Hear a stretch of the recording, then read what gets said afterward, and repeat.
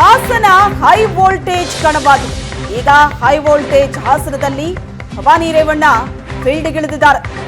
ಮೈತ್ರಿ ಅಭ್ಯರ್ಥಿ ಅಧಿಕೃತ ಘೋಷಣೆಗೂ ಮುನ್ನವೇ ಪ್ರಚಾರದಲ್ಲಿದ್ದಾರೆ ಭವಾನಿ ರೇವಣ್ಣ. ಮಗ ಪ್ರಜ್ವಲ್ ಪರ ಫೀಲ್ಡ್ಗಿಳಿದಿದ್ದಾರೆ. ಹಾಸನದ ವಕೀಲರ ಸಂಘದಲ್ಲಿ ಮಗನ ಪರ ಭವಾನಿ ರೇವಣ್ಣ ಪ್ರಚಾರ ಶುರು ಮಾಡಿದರು.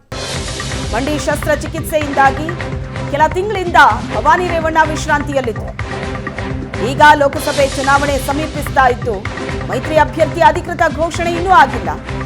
ಪ್ರಜ್ವಲ್ ರೇವಣ್ಣ ಹಾಸನ ಅಭ್ಯರ್ಥಿ ಅಂತಲೇ ಹೇಳಲಾಗ್ತಾ ಇದೆ. ಒಂದು ಕಡೆ ಹಾಸನ ಬಿಜೆಪಿ ನಾಯಕರು ಪ್ರಜ್ವಲ್ ರೇವಣ್ಣ ಅಭ್ಯರ್ಥಿ ಅನ್ನೋದರ ಬಗ್ಗೆ ಬಹಳ ವಿರೋಧವನ್ನು ವ್ಯಕ್ತಪಡಿಸ್ತಾ ಇದ್ದಾರೆ. ಮೈತ್ರಿ ಅಭ್ಯರ್ಥಿ ಅಧಿಕೃತ ಘೋಷಣೆ ಆಗಿಲ್ಲ, ಅದಕ್ಕೂ ಮುಂಚಿತವಾಗಿಯೇ ಭವಾನಿ ರೇವಣ್ಣ ಪ್ರಚಾರದಲ್ಲಿ ಧುಮುಕಿದ್ದಾರೆ.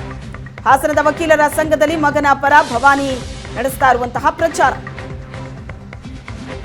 ಹಾಗಾಗಿ ಈಗ ರೇವಣ್ಣ ಅವ್ರು ಮಾಡಿರೋವಂಥದ್ದು ಕಣ್ಣು ಮುಂದೆ ನಿದರ್ಶನವಾಗಿ ನಿಂತಿದೆ. ಇವತ್ತು ನಾವು ಇಂಥ ಕೋರ್ಟ್ ಒಳಗಡೆ ಹೊರಗೆ ಕೋರ್ಟಿಂದ ಹೊರಗೆ ಬಂದು ಮಾತಾಡ್ತಾ ಇದ್ದೀನಿ. ಹಾಗಾಗಿ ಇಂಥ ಒಂದು ಕೋರ್ಟ್ ಅಂತ ಕೊಟ್ಟಂಥವ್ರು ರೇವಣ್ಣ ಅವರ ಕೊಡುಗೆ.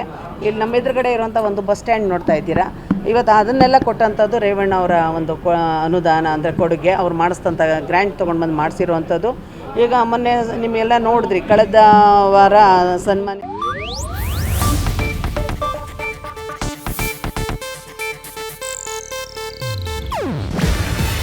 ಇದು ಏಷ್ಯಾನೆಟ್ ನ್ಯೂಸ್ ನೆಟ್ವರ್ಕ್ ಪ್ರಸ್ತುತಿ. ನೀವು ನೋಡ್ತಿದ್ದೀರಾ ಏಷ್ಯಾನೆಟ್ ಸುವರ್ಣ ನ್ಯೂಸ್.